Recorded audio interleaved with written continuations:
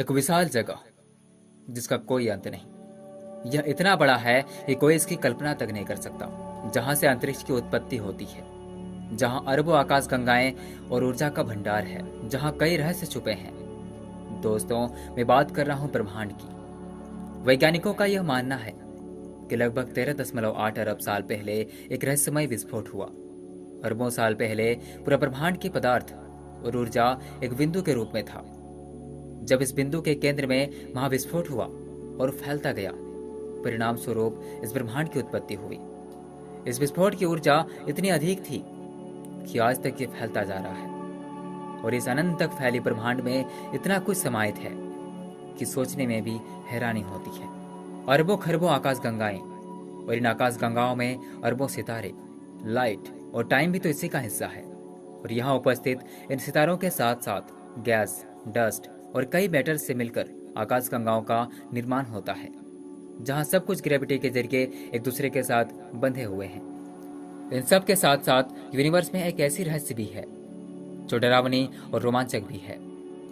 और इस वीडियो में हम इसी डरावनी और रोमांचक सफर की ओर आगे चलेंगे, तो बने रहिएगा हमारे इस सफर में, जहां हर गैलेक्सी के सेंटर में मौजूद है एक ब्लैक होल, और हमारे गैलेक्सी मिल्की वे के सेंटर में भी मौजूद है एक ब्लैक होल।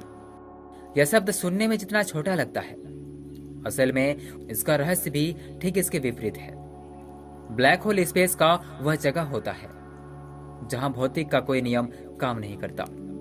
मतलब समय और स्थान का कोई मतलब नहीं, यहां बस अपना चलता है, गुरुत्वाकर्षण और अंधकार। इसका गुरुत्वाकर्षण इतना अधिक होता है या इतना शक्तिशाली होता है कि जिसकी आप कल्पना नहीं कर सकते।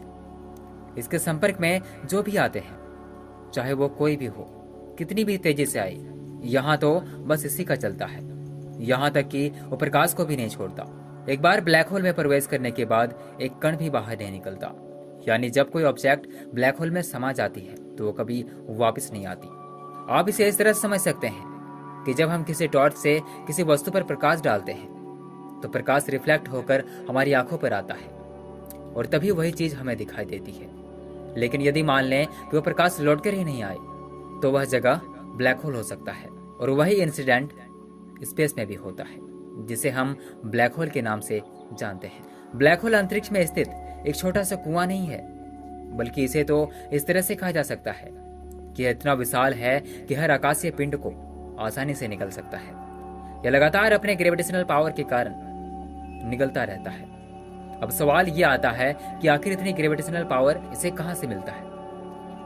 असल में जब एक विशाल तारा का अंत होता है तो इसके अंदर का सारा मैटर कंप्रेस्ड होकर एक छोटे से स्पेस में समा जाता है, और ऐसे लगातार कंप्रेस्ड होते होते एक ब्लैक होल का निर्माण हो जाता है।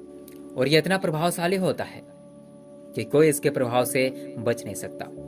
ग्रेविटी यानी गुरुत्वाकर्षण, ये तो यूनिवर्स में शुरू से मौजूद है। ये तो हर जगह है। हर ऑब्जेक्ट पर एक ही तरह की ग्रेविटी काम करती है। किसी भी ऑब्जेक्ट की ग्रेविटी उसका द्रव्यमान पर काम करती है, यानी जिसका द्रव्यमान अधिक होगा उसकी ग्रेविटी उतनी अधिक होगी, और जिस ऑब्जेक्ट का द्रव्यमान कम होगा उसकी ग्रेविटी उतनी ही कम होगी।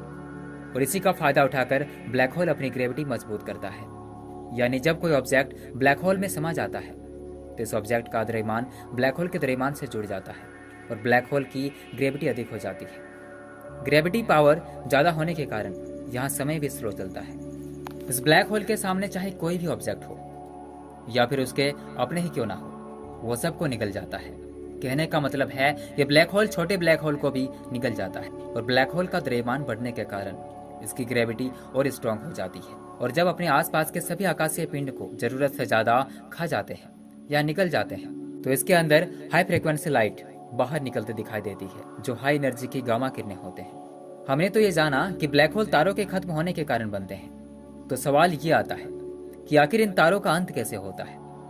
दरअसल इन तारों में दो फोर्स काम करते हैं, फ्यूजन रिएक्शन फोर्स और ग्रेविटेशनल फोर्स। ये दोनों बल एक दूसरे के विपरीत काम करती है। जहां ग्रेविटेशनल फोर्स तारे को सिकुड़ना चाहती है, वहीं फ्यूजन रिएक्शन फोर्स तारे को विस्तारित करना चाहती है। और जब तक यह बैलेंस होता है तब तक तो सब ठीक होता है। लेकिन जैसे ही तारों के अंदर न्यूक्लियर फ्यूल खत्म हो जाता है, ग्रेविटेशनल पावर की अधिकता के कारण तारे की एनर्जी खत्म हो जाती है और तारे सिकुड़ने लगते हैं। और एक समय बाद तारे ब्लैक होल में बदल जाते हैं। और कभी कभी तो ये तारे इतने बड़े होते हैं कि एक बड़े ब्लैक होल में परिवर्तन हो जाते हैं, जिसे सुपरनोवा के नाम से जाना जाता है। वैसे तो ब्लैक होल के 4 प्रकार हैं: मिनिएचर, स्टेलर, इंटरमीडिएट, सुपरमेसिव। दोस्तों, आपके मन में एक सवाल चल रहा होगा कि ब्लैक होल इतना काला होता है, इतना अंधकार होता है, जहां से प्रकाश का एक कण भी बाहर नहीं निकल पाता। ऐसे में ब्लैक होल को देख पाना संभव कैसे है?